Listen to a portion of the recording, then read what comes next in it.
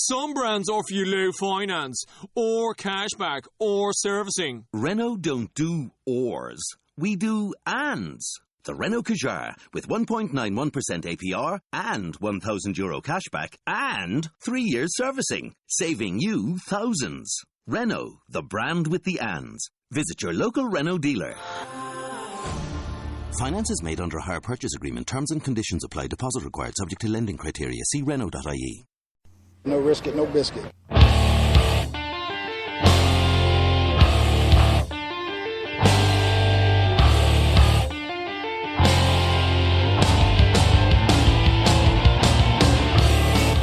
Coming from the Arizona desert, presented by SBNation.com. For Arizona Cardinals fans, by Arizona Cardinals fans, with outsider and insider's perspectives, this is Revenge of the Birds. Hello, Arizona Cardinals fans. This is Revenge of the Birds Radio. I'm your host, Jess Root, and I've got on the line Seth Cox, that is my co-host, and we are back one more time as we are talking NFL draft and the Arizona Cardinals leading up in this month of April, as we're just, 3 weeks away from the NFL draft. Seth, how are you doing tonight? Good, Jess. How are you? It's all is quiet in Cardinals land. Things here at home are keeping smooth. Not much going on. This is the slow part of this time of year. There's a couple of slow parts in terms of keeping up with Cardinals content. It's right about now the lull right before the draft, and then again after off-season workouts. So we're at the first lull, then end of June, beginning of July. That'll be the second lull. So I'm reaching for content wherever I can. Seth, who writes for Revenge of the Birds, does draft stuff, co-hosts with me. He also is the main host. He's one of the co-hosts for NFL Draft Breakdown podcast. Their most recent episode, which was talking all about the hot takes of the NFL draft. If you can catch that on iTunes, on SoundCloud, on NFLDraftBreakdown.com, or if you follow RevengeOfTheBirds.com, I post those as well there. But tonight we're going into NFL draft talk. Last week we dealt with the quarterback and skill players on offense. Tonight we're going to talk about the trenches. So we're going to talk offensive line, defensive line. We've still got 2 more shows that we want to do for the draft leading up to the actual draft. Next week we'll talk about the edge players, the linebackers, and defensive backs. Then leading up to the draft, we'll do our own sort of mock. Well, is there anything new in the draft world talking about these days, Seth, or are we overanalyzing, just trying to figure things out, trying to get any sort of clue as to what teams are doing? I think a lot of it, and that's why we do the hot takes. And then Thursday night's episode is going to be heavily rumor based, and I can discuss some of those that we'll be talking about on the air. But the NFL draft is just part of the NFL consumerism that is the NFL product at this time, and people love it, and so I think everybody's fighting for any information they can get, and it's a lot of cloak and dagger stuff, so it seems really cool to fans, and the reality is there's so much stuff that goes on behind the scenes that is out of teams' control, that even the best laid plans don't come to fruition. You look at the Cardinals, the last 2 seasons, they wanted Blake Bortles, they wanted Ryan Shazier, and both of those, things didn't come to fruition because teams ahead of them made plays. Last year they allegedly wanted either Bud Dupree or Shane Ray. You can't, even if you make great plans, even if you have a great board set up and you're going to move up or try to move up or this or that, all of this stuff doesn't really matter because you don't know what the other team's doing. And that's the bottom line. And you start looking at it, like I said, with the Cardinals, what was that, 2 years ago, where I texted you, I think the day or 2 days before the draft, and I got a tip that the Cardinals wanted Blake Bortles. And not only did they want him, they were going to draft him if it was possible at 20. Well, then I got a tip that if he makes it past, I think it was Minnesota at 8, they were going to trade up for him. That's how much they like Blake Bortles. Now, they're never going to come out and say whether that's true or not. They're, it's all, based on what you know and who you talk to. But that's the fun part, is the speculation. Was it true? Mike Jurecki last year, the Cardinals were going to go get Bud Dupree and they just couldn't make a deal with Cincinnati. Well, or they were going to go get Shane Ray and the Broncos just jumped ahead of them. All of that is just, the fun information that we're all trying to gather. And honestly, as true as all of it might be, only 10% of it comes to fruition. So it never really matters.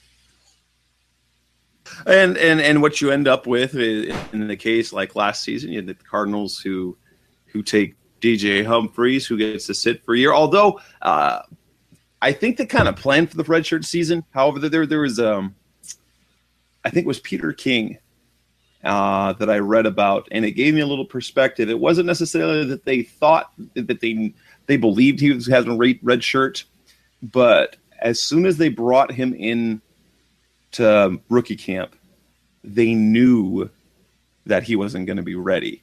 That's kind of like, so it didn't take long for them to realize, oh, he's going to need some seasoning.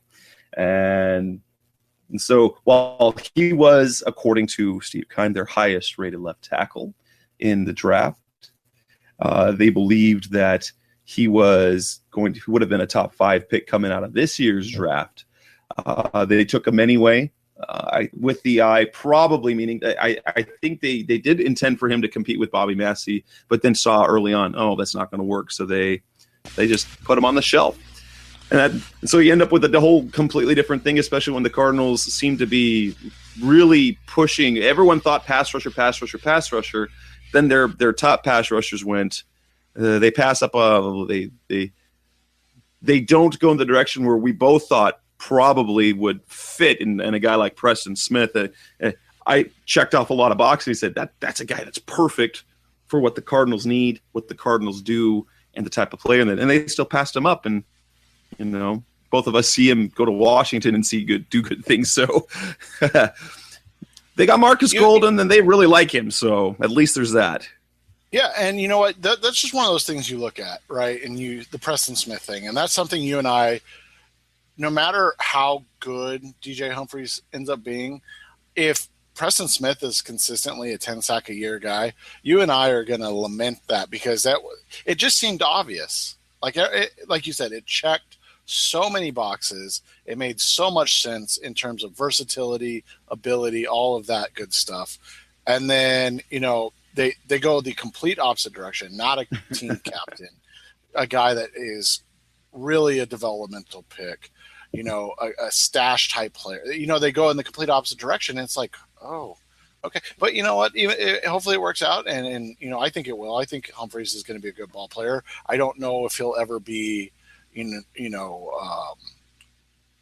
all-pro type or even a Pro Bowler, but I think that he can be a solid contributor for 5 to 8 years, and that's important on the offensive line. It is, especially if he can eventually turn to the left tackle. But before we actually go into this year's draft talk, let's talk a little bit of what's going on in the news with the Cardinals. And that's about, there's not a whole lot. Mainly the big news, and I just posted an article about it. We've sort of discussed it on previous shows, and that's the lack of any move in free agency at the cornerback position, and what that kind of means. We finally get some noise and some information about Gerard Powers, the outgoing cornerback free agent for the Cardinals, who had a visit with the Giants.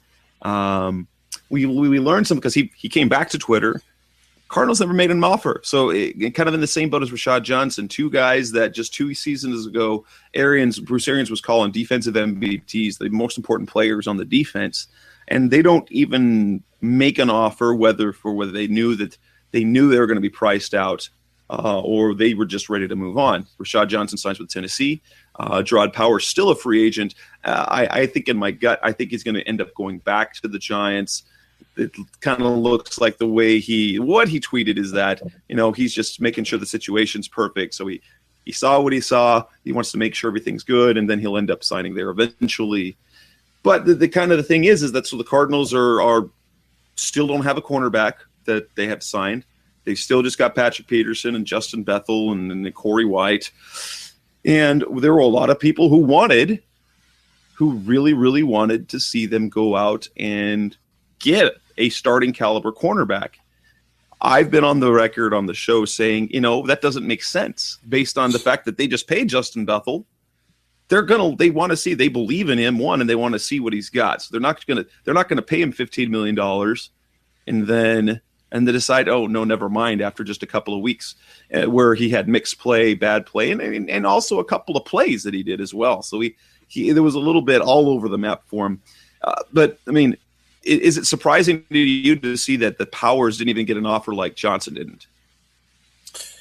It is, in the sense that the turnover, we talked about this a little bit. I didn't think they were that bad, but when you turn over, 2-4 or a half of your, 50% of your secondary, maybe not quite 50%, but something. But then on top of that, you also leave Tony Jefferson, a third player, available to take. Yeah, so maybe call it, a half, because you're saying, three people are basically like, in Johnson, Powers, and Jefferson, and then you have your other three and Peterson, Bethel, and Matthew, obviously. So, yeah, it's just interesting that there was so much turnover in that, and clearly, they want to see what Bethel has. They paid him to be a cornerback. They didn't pay him that much money to be a special teams player. They want him to hit as a cornerback.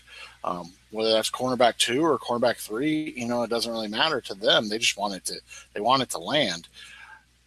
I think it is surprising that they just never made an offer to either of those guys. I just think it's an odd situation in a team that's close to have that much turnover in one position. Is Tyvon Branch an upgrade of a player from Rashad Johnson? Maybe physically, but on the field and making plays, I don't see it. So I don't know. And well, you look at it, they took kind of the two most important players mentally off the field. Powers, very smart leader out there.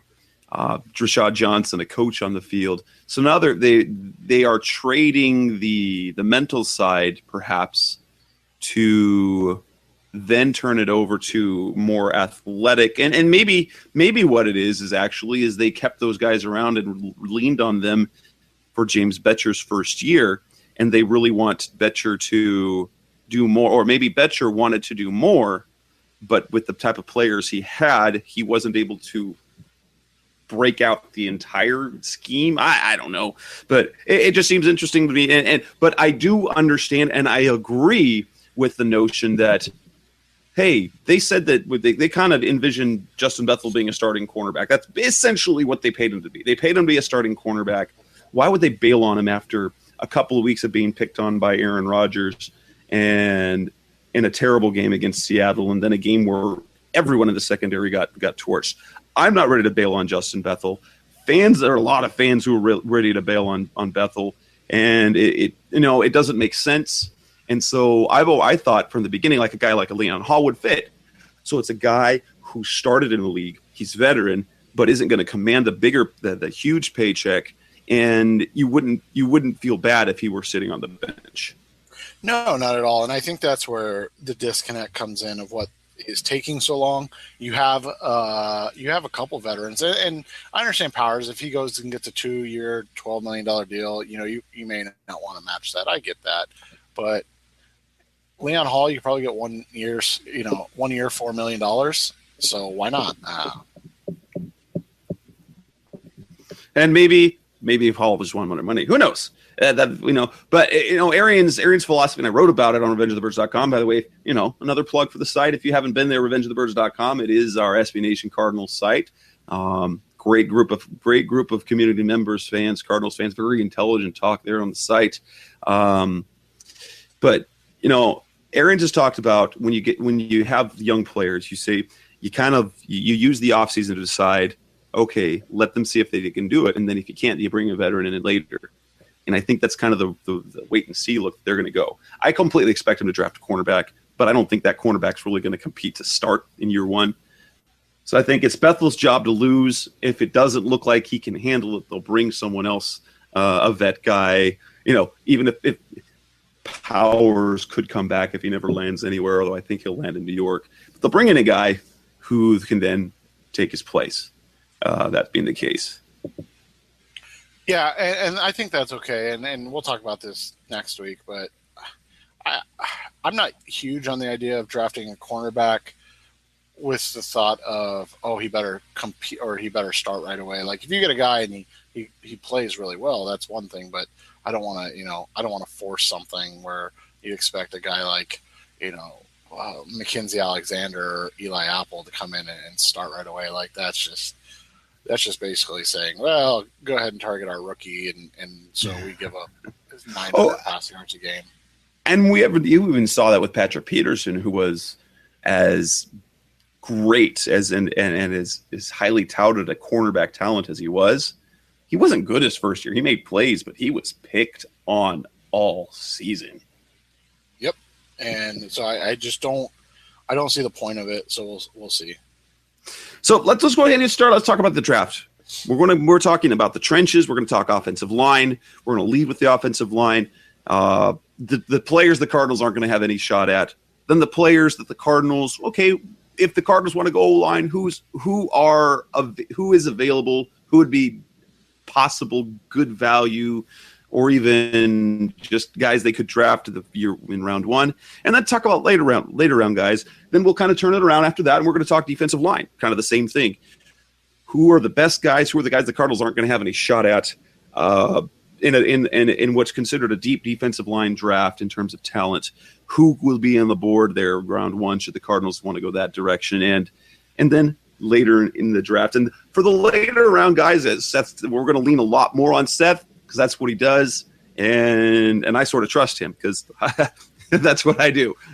Seth knows more about the draft, and I sort of put the pieces together and thank him very much for his thoughts. So let's talk about that. Let's go offensive line. Some brands offer you low finance, or cashback, or servicing. Renault don't do ors.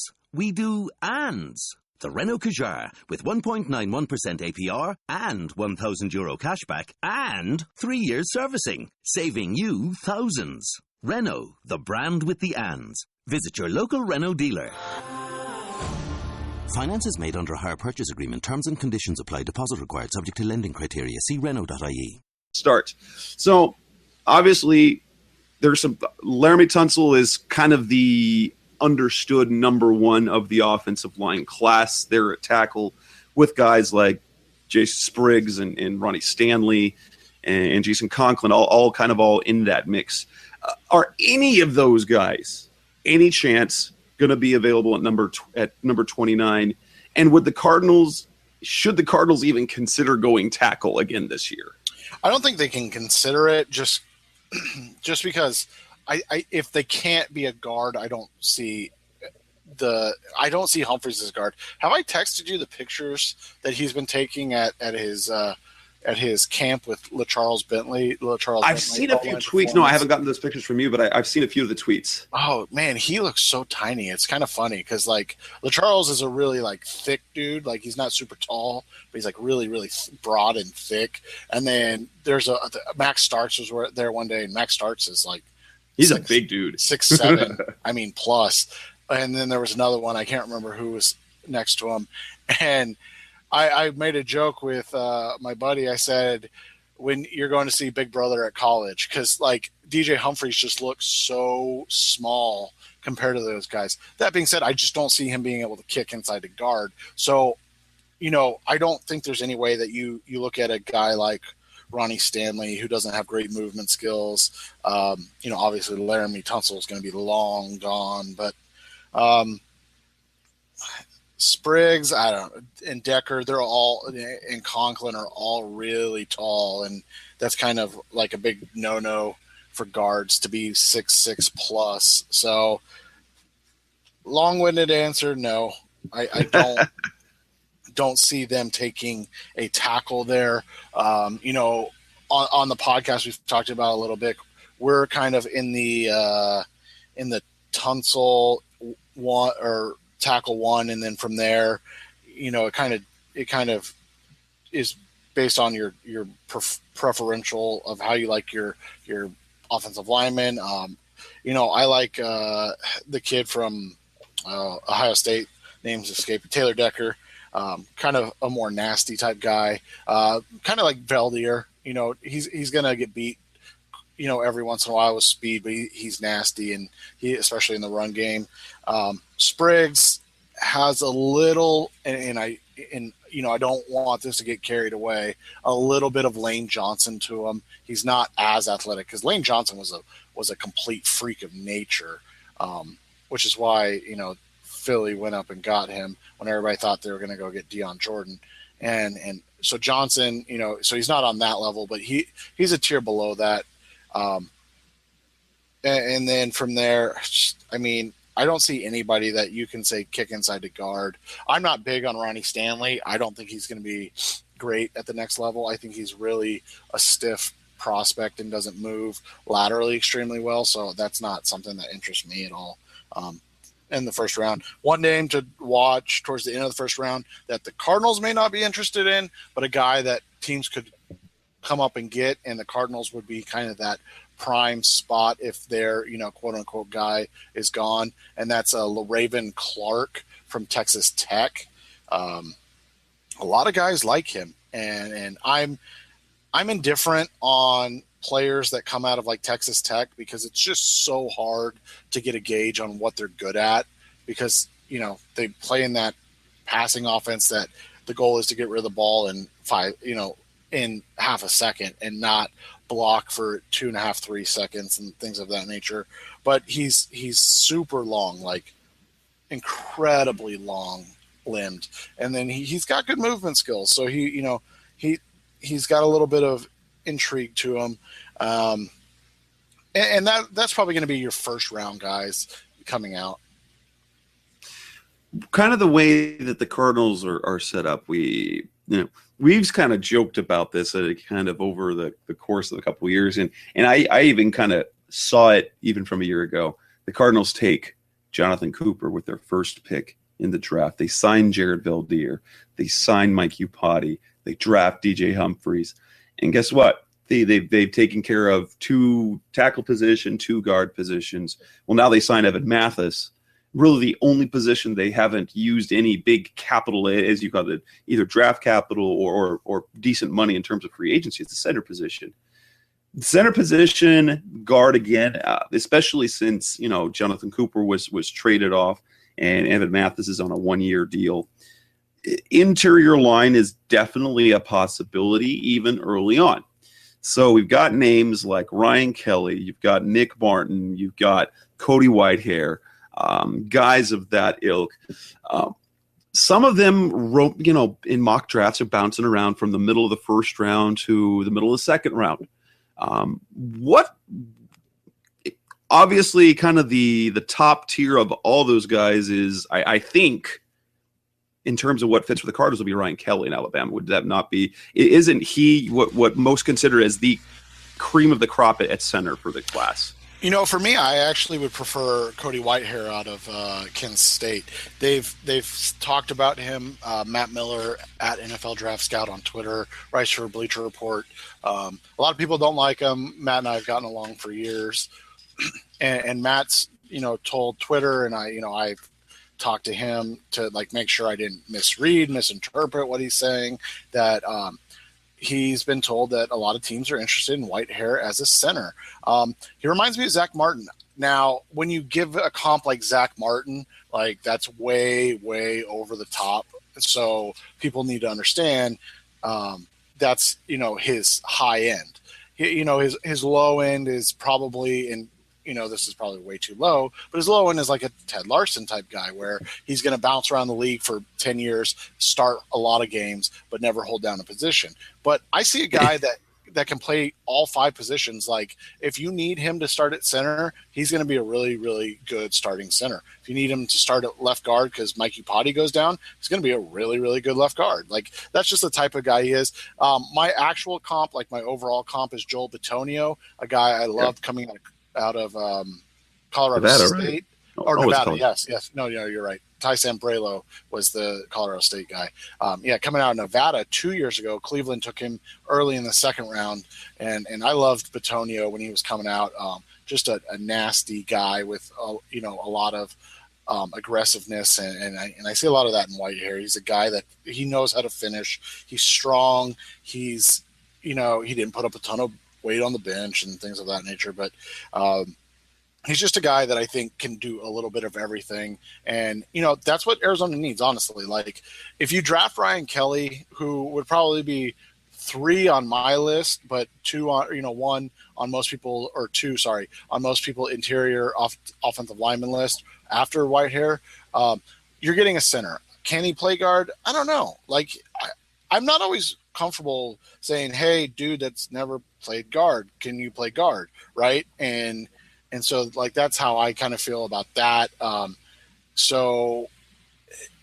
But he's from Alabama, so he's going to be well coached. The question I always have about any Alabama prospect, and we kind of have seen this coming out, and it's not that they're bad by any means. It's just that it seems like they come out as good as they're going to be, right? Like they don't necessarily get any better. And I don't mean that in a negative way. It sounds really negative, but I honestly don't mean it in a negative way.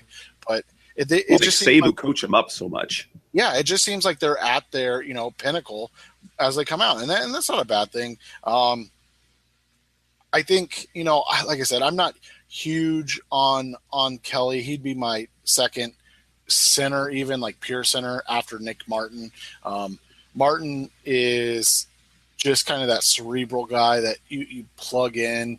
And again, I think he can play guard or center. He's one of the guys that can bounce around if need be inside. And he's physical. He wins first mentally. And so I think that's a big thing for the Cardinals, is because we've seen, Jonathan Cooper and Earl Watford both have the physical skills, but from everything that we can gather, it's the mental aspect of the game that seems to overwhelm them to the point where they can't be on the field consistently.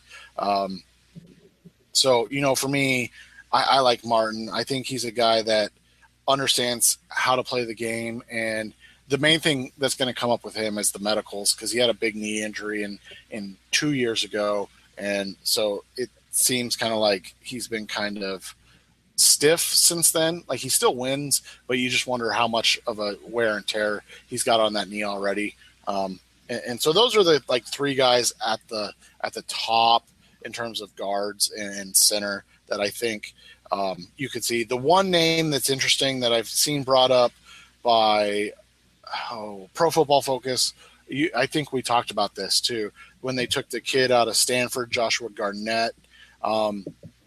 You want to see the worst game for an offensive line prospect that's being touted to go in the first round. Watch Joshua Garnett get his lunch eaten by DeForest Buckner in Stanford versus Oregon. So that's the one thing.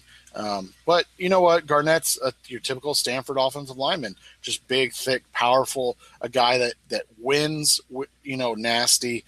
I could see him creeping into the back of the first round, and he'd be an interesting fit as the eventual Mike Iupati replacement, right? So he could come in, play right guard, after sitting behind Evan Mathis for a season, and then maybe kick over to left guard in a year or two if they decide it's time to cut bait with Iupati as the money gets a little more.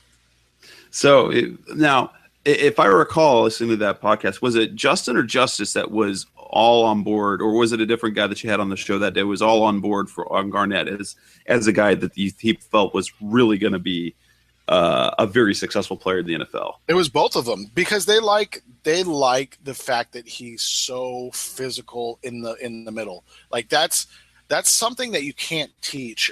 He gets compared to Gabe Jackson a lot, who is one of the best guards in the NFL already as a second-year guy, I'm pretty sure, from Mississippi State, and plays for the Raiders now, which, have built a great offensive line. And so I think a lot of people really like Gabe Jackson, so they're kind of projecting that that type of career arc onto Josh Garnett, hoping that he kind of is the same type of guy. Now the question comes to now. It looks like people would like to say if they draft Ryan Kelly, take a guy like that, he's going to be the starting center. I'm not so sure, and it almost seems any offensive lineman that they take round one, if they go that direction, whether it's center, whether it's a guard that they're going to groom to be a center or guard, we're going to see the Cardinals taking another first rounder that they're going to sit for a year.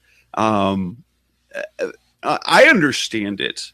And I understand the roster being in the state that it is.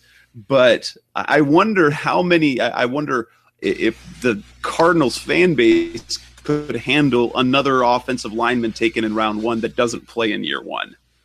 It's one of those enjoyable things that we've never really had in Arizona, where a lot of the rookies aren't mentally or physically ready. For DJ Humphries, it was the fact that I think he was like 275 or 280 when they drafted him. So you really want to stick a guy out there that's 280 pounds and doesn't know how to use his feet at all to play to play right tackle in a deep passing offense. That sounds like a great idea for your not super mobile quarterback coming off another knee injury.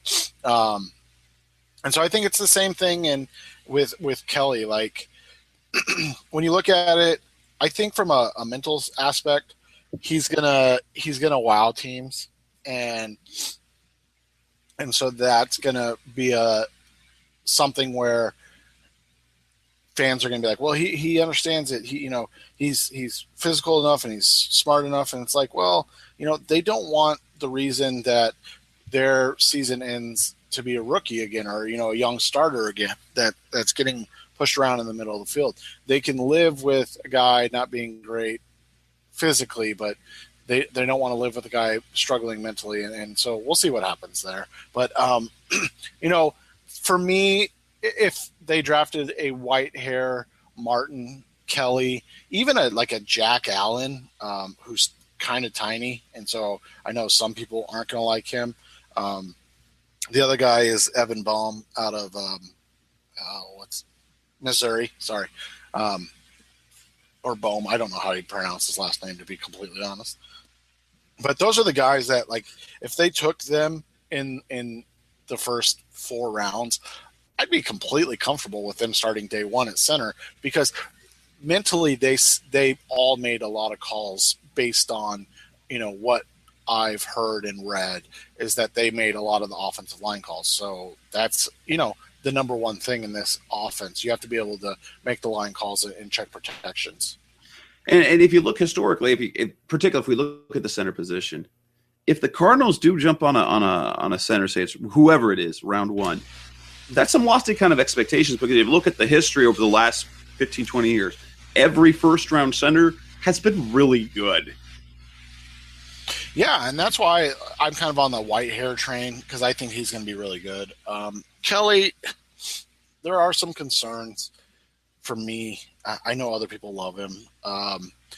Again, and Martin, if he's physically okay, I think he's going to be ready to go. Kelly, I have questions about, but I wouldn't begrudge any of those guys at 29. Like I said, white hair would be my first choice. I'd take Martin if his health checked out as my second guy, and then Kelly. But I understand if they wanted to go Kelly. Let's talk some of the guys. You mentioned a few, but the Cardinals don't draft again after round 1 till the end of round 3, and then the round 4, twice at the end of round 5, and then the end of round 6. So who are some names that we could look at as guys to look, especially if they don't go one of the top guys, of top interior guys, but if you're looking for a center to eventually replace A.Q. Shipley, or guard to eventually replace Evan Mathis, who are the guys, middle of the round, so day 2, late day 2 and then day 3, who are guys that might fit the Cardinals, who should be on our radars as fans? I think the first guy that's interesting to me, and that's because I don't know where he's going to go, is Arizona State's own Christian Westerman. He's been a guy that I've seen mocked towards like the top of the second. And that's, as an Arizona State fan like you are, when you watched him, you're never thinking, yep, there's a round 1 offensive lineman, right? Like you're thinking, oh, he looks like a guy that can move a little bit, like a mid-round, maybe a round 4 type of guy. And, it seems like there's a lot of belief in him as a early day 2 type of player, which means I don't know if he's going to be around when they pick at 91, I think it is. So you look at that. I think he's incredibly athletic, which we knew that part. But I think the fact that he is a little lean, he's only at 298. So, and then here's the question. So this is the main thing with him that I've been told, and my question: can he play center? When you're 298, right? Like you probably are too small to play guard in the NFL.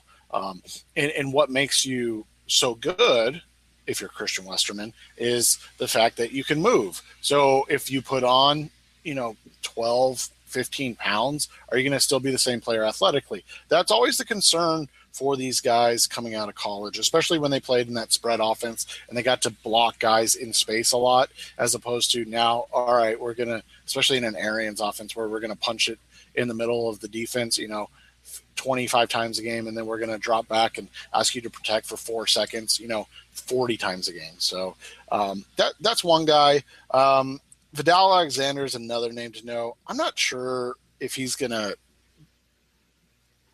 I honestly, I don't know where he's going to go. And that's because dude is kind of lazy. Like, and it's not lazy as it like, but when you watch him, you just don't understand how a guy that's that big and physical doesn't win more. And he tested really slow. Levi Brown? Yeah. Like that's kind of a good comp. Like you see a Levi Brown type where if you get him in a phone booth, and I know offensive linemen hate that term because like the game's not played in a phone booth, but in the sense of if you get him in a close quarter fight, I think as soon as he locks his hands on you, it's over. The question is going to be, can he get his hands on enough guys to win? I don't know if that's something that, he can do. But again, we're talking about an NFL that is falling in love with guys like Gabe Jackson, who had some similar questions about his ability to move coming out. And so now, this is where he's at.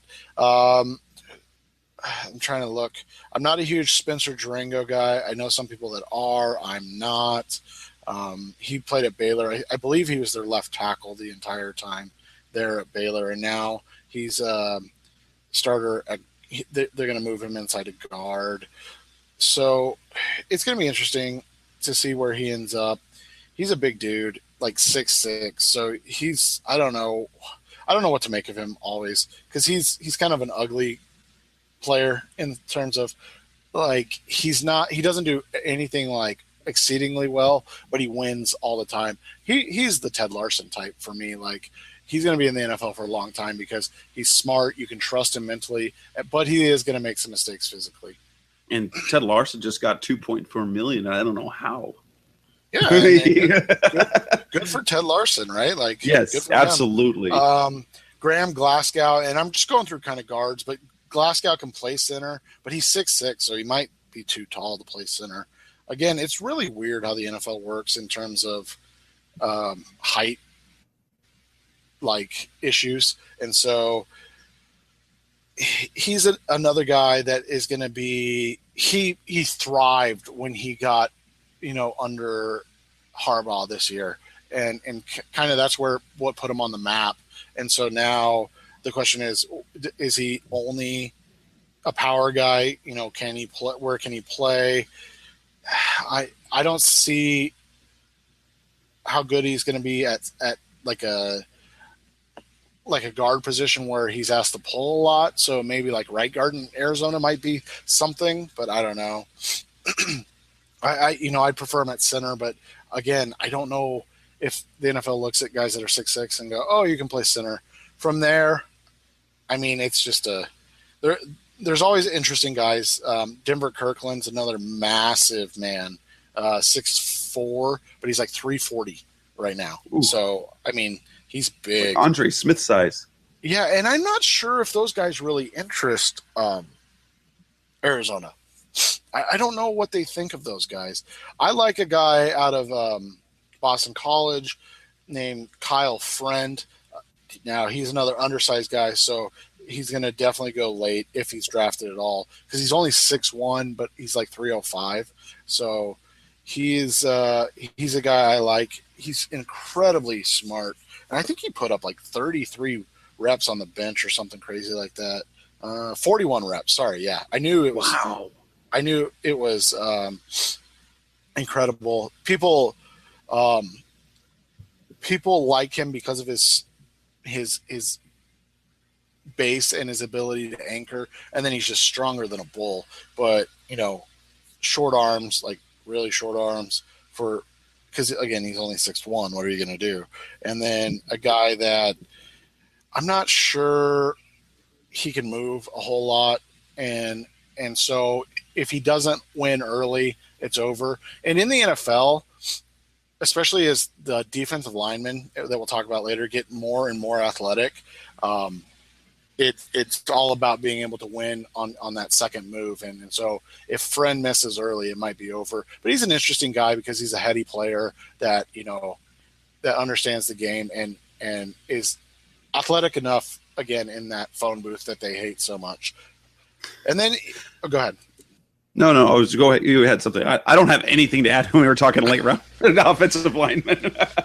Well, then I was just going to say, moving to the center position, there are guys that I really like at center on day 2 and even day 3. Like I said earlier, Jack Allen. I don't know what the NFL is going to think of him because he's like he wanted to pick a fight. Well, his brothers did with my buddy Justin that does the podcast with me because Justin gave him a compliment, but I guess it was kind of a backhanded compliment, and so they took it like as a mean statement. But Justin said, for a little guy, Allen anchors better than any center at the Senior Bowl. And so Allen's brother said, "Why don't you say that to his face?" and then Justin responded, "Is he going to fight me, or is he going to beat me up?" And then his brother responded, "No, that's what our little brother's for." So, so he's an interesting one. I really like him though, 6'1", but he's only 294. Like he's a tiny dude. So that's an interesting one. But I mean, he's got that wrestling background, so people are going to love him because he's the guy that can just kind of win in the middle. From there, the other guys, the other centers. I really like Evan Baum, like I said, from Missouri. I think he's a nice prospect. I wouldn't be like aggravated if they took him in the 3rd round, but I see him as a day 3 guy.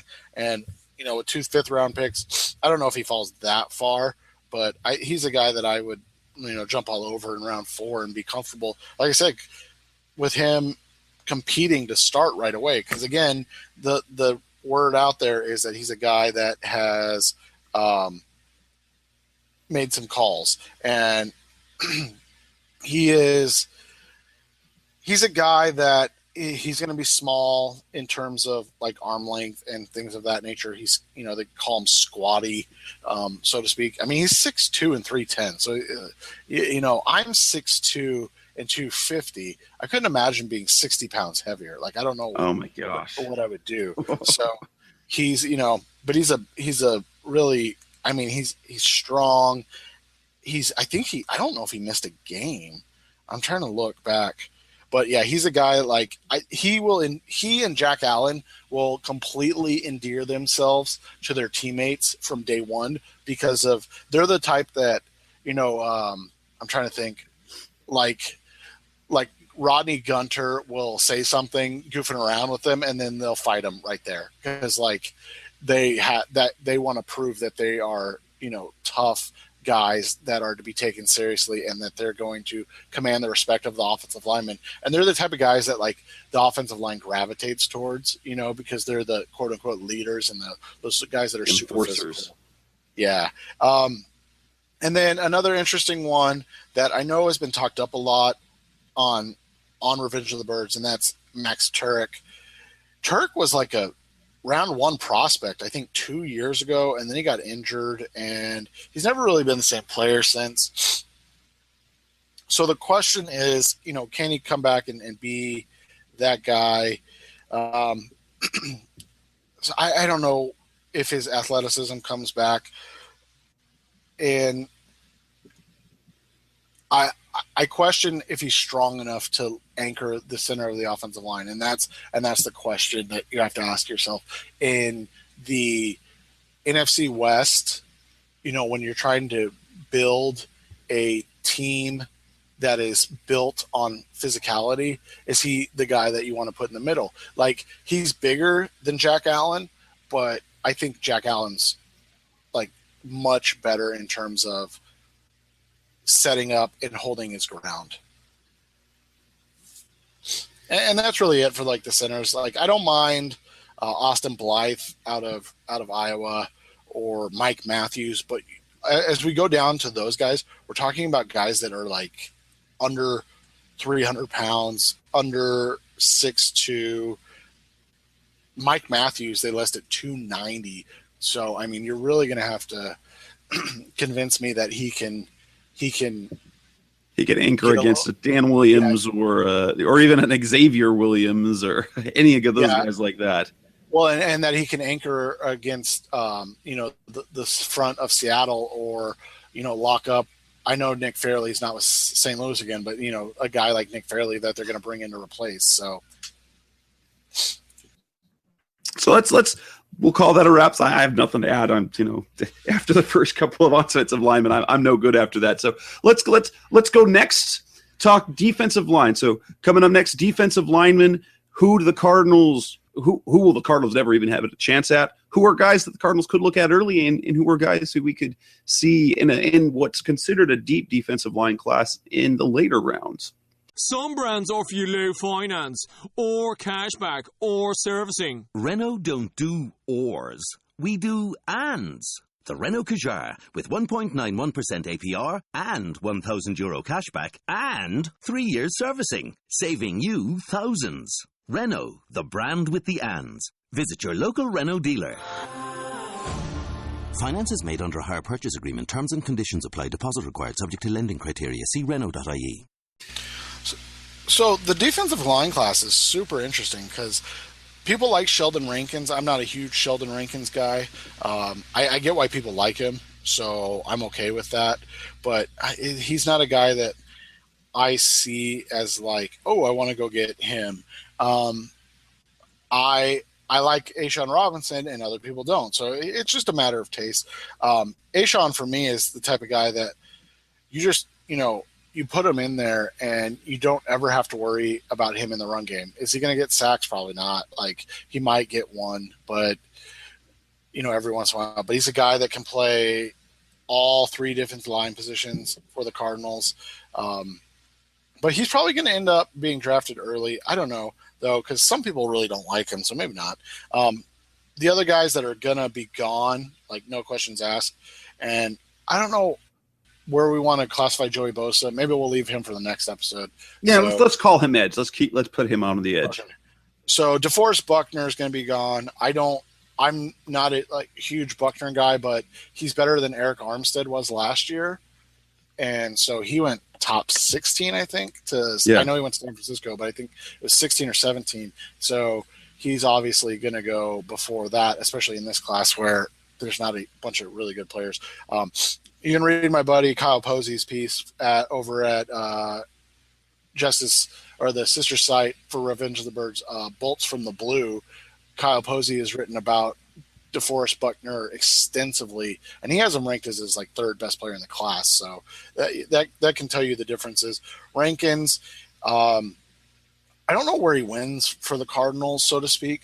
I guess he would play the opposite place of Calais, like even after Calais is gone. I think he would play opposite of Calais' position, so he'd be that 3 technique. And so they'd probably ask him to one gap, similar to Darnell Dockett.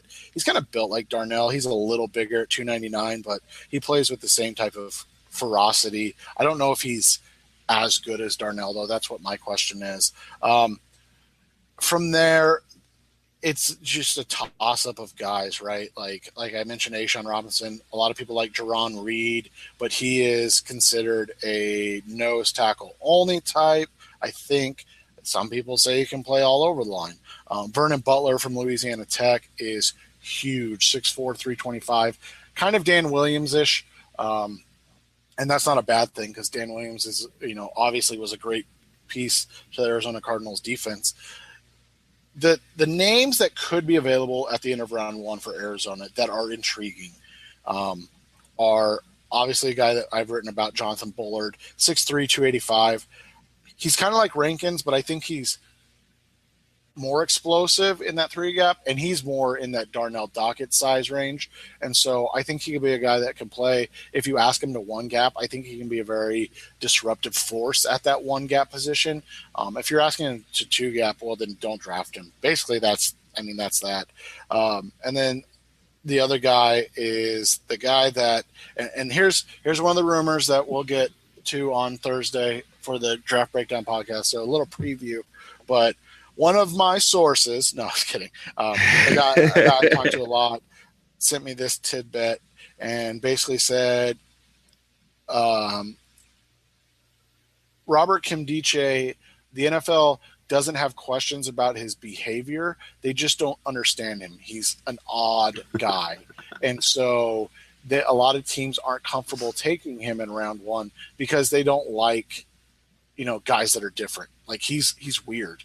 And so for the NFL, that's a red flag, so to speak. So you look at that and take that for what it will. So they said he's going to go day 2, or early round 2. So maybe he is there at 29, and maybe the Cardinals, they've spent a lot of time with him. And so I think they've had a lot of questions for it and for him to answer. And so that's the interesting one. I like the process. I mean, there is the question about the whole walking out though. I mean, that whole thing is weird, but then you look at what he is. He's so athletic. He can dominate. I mean, imagine this. Yes, they've got Calais Campbell, Rodney Gunter, and Nkemdiche even in year 1. And what I really like about Nkemdiche is he's a guy who can make a significant impact even in year 1 without even necessarily being in a starting role, and could even push Frosty Rucker for a starting job. Calais Campbell's going to be gone at some point. Pair up as your bookend DTs in Nkemdiche and Rodney Gunter.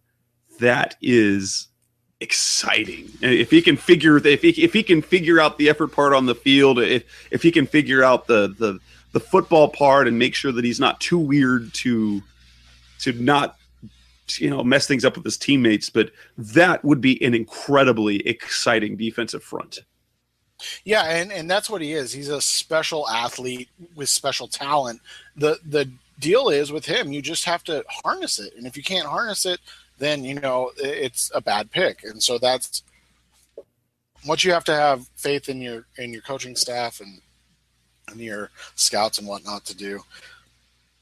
And he reminds me not necessarily as a physical talent, but just as the type of guy he is. He reminds me of the Darnell Dockett in that sense. Not the physical. He's much bigger, and he's a much bigger guy than Dockett was, but just he's just the kind of background, because Dockett, he's mellowed out. He is a weird guy. He's a very strange guy, and the same type of enigmatic personality on the field. I see that, and if he can harness that football side of things, he could be very, very dominant. And then a couple other guys that could be there at the end of round 1 that are interesting We talked about Ashawn Robinson and Jerron Reed. Both guys are, they're not pass rushers. They're both plug and play Dan Williams type guys. They're not as big as Dan in terms of weight, but they're Dan Williams type players. Andrew Billings is a guy that a lot of people like. I'm hot and cold on him. He is a freak in terms of athleticism, but he's not a freak in terms of I don't even know how to explain it, but like he doesn't move it for me, and to me, when I watch a guy, I want to be, if I'm talking about a guy that's supposed to be an explosive player, I want to see him. I want to see him make special plays, and Billings does at times, but he's not a guy that can anchor 3-4 defense. And if you're going to put him at nose tackle, he needs to be able to drop his butt and just anchor down. And I don't know if he does that enough. He's very, they call him top heavy because he seems like he uses that elite Olympic weightlifting build and style to kind of hold things down. And that works great against, the little sisters of the poor of the Big 12. But when you're going up against, great centers in the NFL, then all of a sudden you need to be able, and you're taking on double teams, you need to be able to drop anchor and really hold up there. That's my one concern with him. I think he's going to be an interesting guy. I wouldn't take him at 29, but I could see why a team would. And then I don't think he's going to go round one, but he's a guy that is one of my favorite players in this draft, and he's a guy I've talked about quite a bit. It's Javon Hargrave from South Carolina State. When you put on, tape, quote unquote, of a guy that is a D2 player, you want to see him win, right? You want to see him do a lot of things. And the Cardinals like that. The Cardinals like to see, smaller school D2. They need to absolutely dominate. Yes. And so this year he was he had, 2014, he had 16 sacks as a junior, and he played like nose tackle. And then he had 13 and a half sacks this year. So he put up, 29 sacks in his last 2 years of college. That's production, right? And and so he's a guy that when you watch, he doesn't look like he belongs at that level. He looks like he should be playing D1 ball, and I think it was a grades thing from what I read. I can't remember. I looked through it, but he's fast. He ran really well at the combine for his size. Again, he's 6'1", but 310, and he ran a 4.93. And what's really impressive about him is he jumped really well. So he jumped as well as some linebackers, and I can't remember the names of the linebackers he jumped as well as, but he moves incredibly well for his size, and that's important. So I think he's a guy, again, that you can bring in and play as a nose tackle if, God forbid anything happens to Corey Peters again. But I think he's also a guy that can line up at that 3 technique and play as a 1-gap or 2-gap type guy. And that's important. I don't think he's going to go in round 1, but I like him. Like if they took him in round 1, I think I'd be the only one that's like, oh, great pick. A guy that I know you talked about a lot early, and I haven't heard so much about him lately, but a guy you are real on board for early for the Cardinals is Jonathan Bullard. Some people say, particularly on the site, say he's a little undersized for the position, except he's the same size as, Frosty Rucker, who's pretty good at his job there. Are you still on board as that's a guy who come in and do you see one of the questions I had is if you look at all the defensive linemen in this class, this is a pretty talented group. How many of them are impact difference makers, and how many of them are going to be solid contributors, and how many are going to fill holes and be adequate? Say a poor man's Frosty Rucker, who's been pretty good but not, no one's going to vote him into the Pro Bowl. No one's going to make him an All-Pro. And he's a guy that doesn't get, other than local team, your local media won't get much play. I think when you look at this class, you have like I said, Buckner, that people like. For Cardinals availability, we'll just go with that, because I don't think Rankin's going to be available either. I think you have Kimdiche, who I wrote about when I did the mock with him. He's a Trump player. Like, he's good enough that if he figures it out, he's going to be a guy that's an All-Pro. And so he's one of a few guys in this class that I can say that about. Bullard is a guy that's going to come in, and I think he can be a really dynamic interior player that's able to get a lot of pressures. What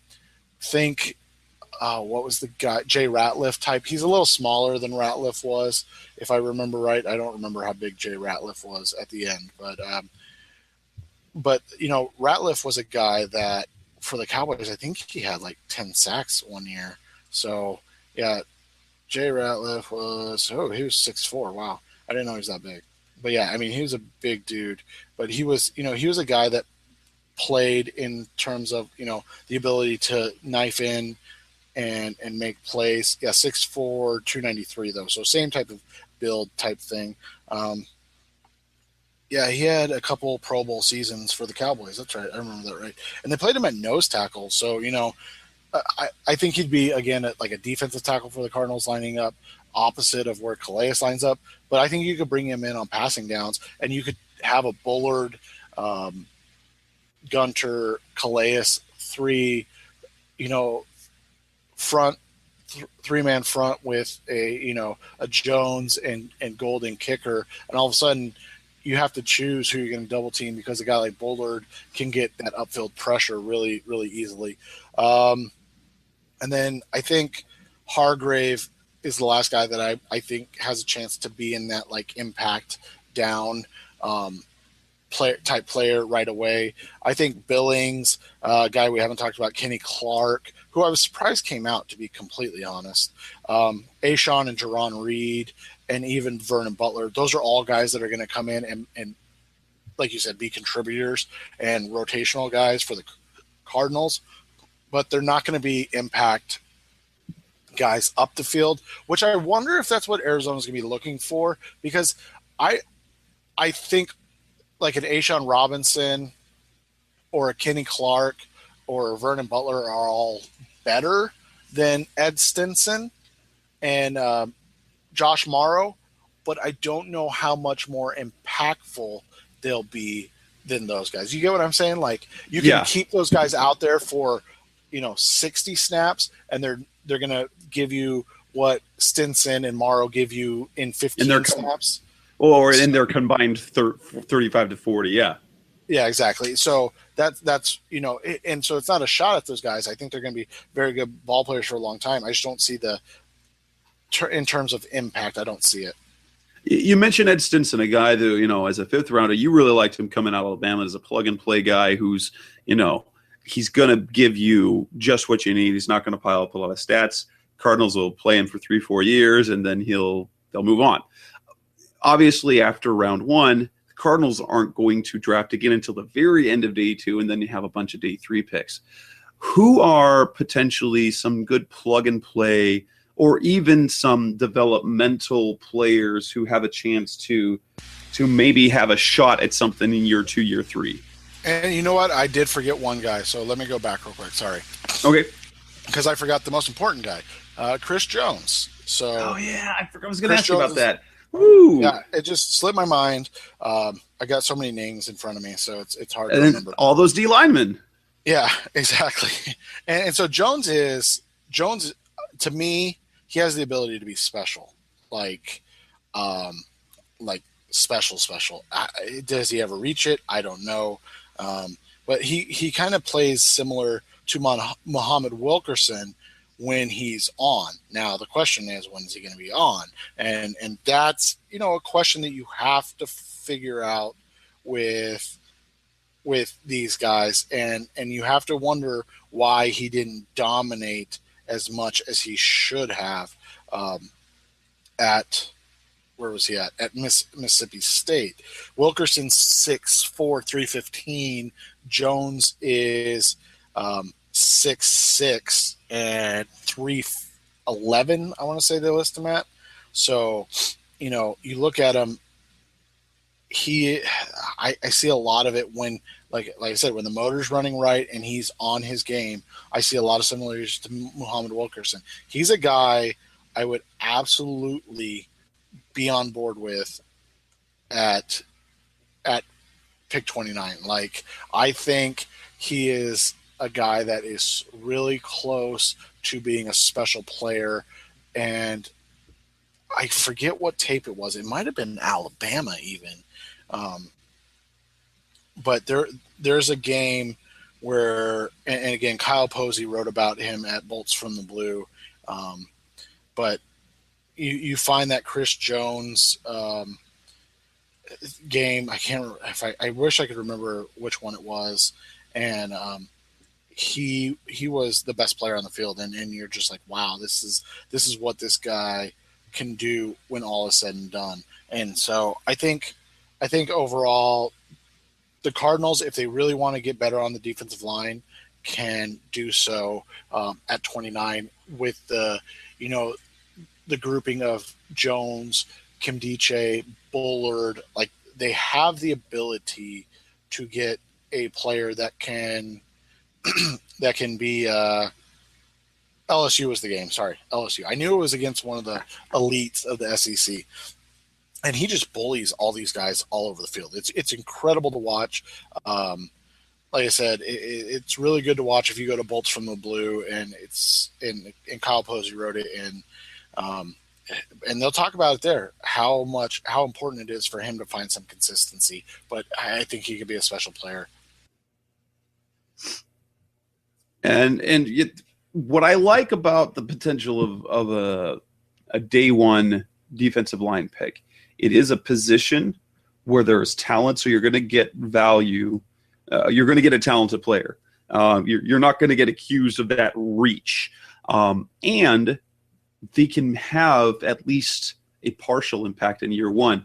I know Bruce Arians, we see him talk about, playing rookies. He's not afraid to play young players, but he just doesn't do it unless he has to, or unless they're special. You don't see much of an impact in year one until late in the year. I think this is one of those cases where you take a championship roster and you improve it by adding young talent to that defensive line, which is frankly getting a little bit old. When your anchors are Calais Campbell, Frosty Rucker, and Red Bryant, that's you're not going to get a ton of production, and you need guys to hold up to have plays for Deion Buchanan behind them and Kevin Minter. So the potential to add dynamic play on a limited basis, and for the potential moving forward, I really like a defensive line pick because they're going to be able to give you value now and later. Yeah, it's about augmenting, what you already have. So you're augmenting a strength with young talent that is different from what you have. And that's kind of what's interesting about where they're at, is because they don't necessarily have needs at a lot of positions. Like, yeah, they can upgrade the center position from AQ Shipley, and they can probably upgrade from Justin Bethel. But are they going to find a guy that can be an upgrade in year one? And I don't think they can. But what they can do is they can find an upgrade to Frosty Rucker in passing situations, or Corey Peters in passing situations, or, definitely, a Red Bryant in a passing. Like, you can augment your team so that in certain situations you can put out different packages of talent that allows you to get, some run from your young guys, work them into the mix, but then everybody's fresh at the end of the season as well. Now, who are the guys that I asked before? This is very late day 2, day 3 guys who have one, who are the plug and play, who make an okay contribution in year one, and who are some guys that have potential but are still really raw. So this is where it's going to get interesting, because this is the only time you'll ever hear me say the Cardinals are going to miss that pick in the second round. And again, they're not going to find anybody, in my opinion, that's going to be as good as Chandler Jones. probably ever, but definitely in year one. So it's not a big deal. But you're not going to get a chance at guys like Kenny Clark from UCLA. Like, those are all guys you're going to have to pick at 29 and quote unquote reach if you want them. They're not going to have a chance at like Austin Johnson out of Penn State, who's a big nose tackle type player. Hassan Ridgeway out of Texas is gaining a lot of steam. He's an interesting one to maybe watch as a guy that picks up speed heading into the home stretch of a name that nobody talks about, and then ends up being the Cardinals pick at 29.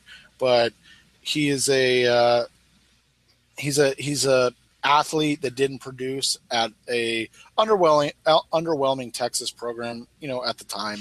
And so it makes sense, but he's a guy that I think is going to go like in that early to mid day 2 range. Jihad Ward is a guy out of Illinois who's supposed to be super athletic. And you remember when I talked about Javon Hargrave's jumps and how good they were for his size? Jihad Ward is the complete opposite of that.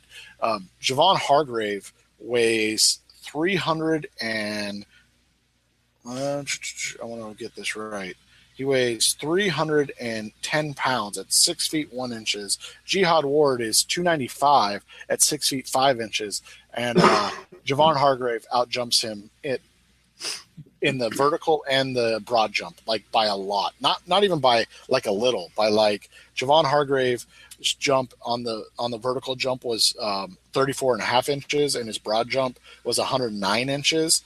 Our buddy Jihad Ward's was like 25 inches and like 90 something. Like, it was like, who was the big offensive lineman the Cardinals took? Herman Johnson. You remember Herman Johnson from LSU? That was like 15-pound baby. Yeah, he was a 15-pound baby. 360 pounds. Those are like those numbers. Like, it's really odd for a guy that's billed as an athletic player to not play athletic or to not test. Well, and then athletics. didn't Ward have really bad tape over the last couple of years? Yeah, like really bad.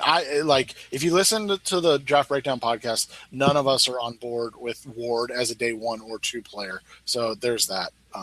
But he's going to be in New York, so he's going to go day 1 or 2, right? Because he's going to get drafted. So and they do invite day 2 picks now. So and that kind of ends the. Bronson Kafusi is another guy that's name is kind of creeping up as like he could be there at the end of round 1, and he's in the Calais Campbell size profile 6'6", 290. So, maybe I'm not a huge Kafusi fan, but if they like him, I guess I can see why.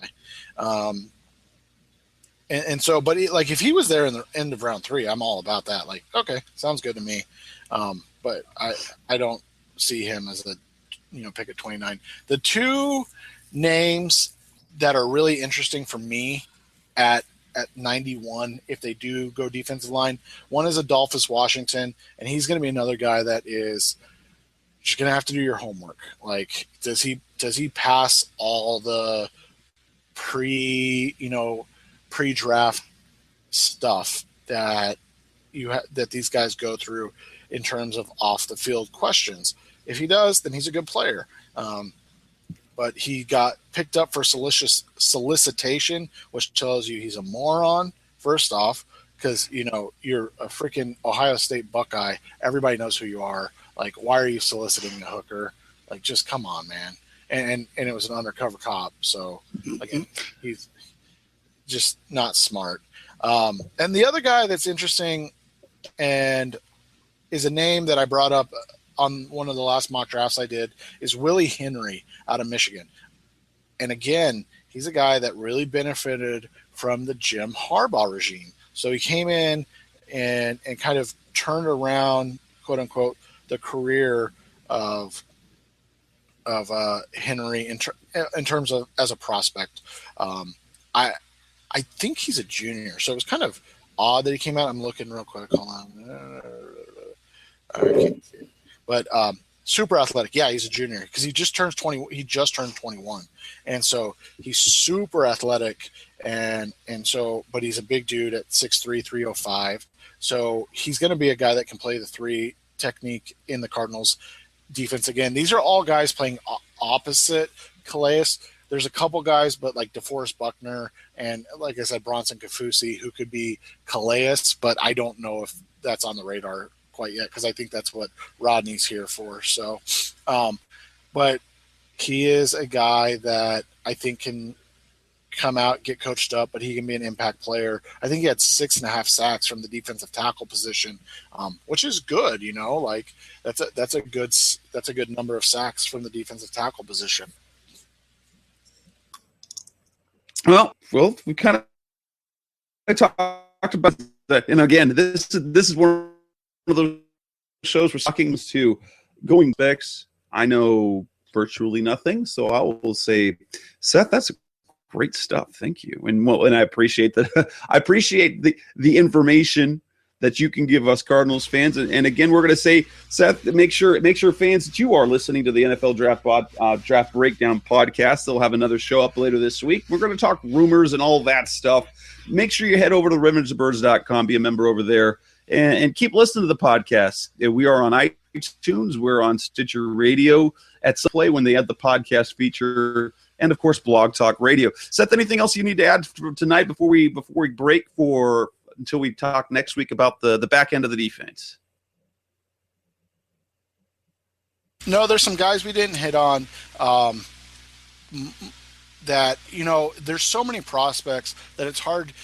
You don't want to listen to me talk about 60 different guys that could be drafted, right? It kind of gets boring after a while. So we cut it down to on the center position and interior offensive linemen, guys that, day 1, day 2, and day 3. And then for the defensive line position, honestly, there's so many guys this year that I haven't even gotten around to like the day 3 guys. Like I know a couple of them, like DJ Reader from Clemson because he's a big name. And then one small school guy in Ronald Blair from Appalachian State. That's interesting. And he's a guy that's already getting talked about on day 2 now, so maybe he won't be there. But overall, this class is so deep that it's almost boring to talk about how deep it is because, who wants to go through 40 names and listen to us talk about 40 names that could be picked when it's going to end up being 1, maybe 2 guys. And I do think they draft a defensive lineman. I think for the Cardinals, versatility is going to be key, and that's going to kind of make the decision on who they take. Absolutely.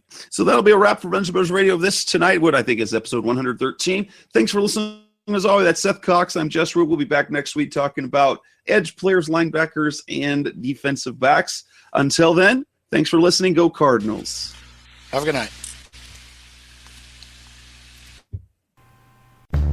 You've been listening to Revenge of the Birds. Keep the conversation going by visiting revengeofthebirds.com. Follow us on Twitter at Revenge of Birds. You can also find us on iTunes at facebook.com/Revenge of the Birds.